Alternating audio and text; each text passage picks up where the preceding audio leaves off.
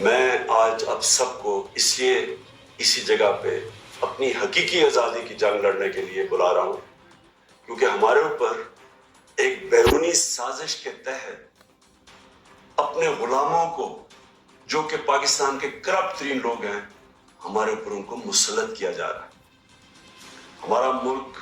جب بنا تھا تو اس کا نعرہ تھا لا الہ الا اللہ، جس کا مطلب ہے کہ کوئی نہیں ہے خدا اللہ کے سوا،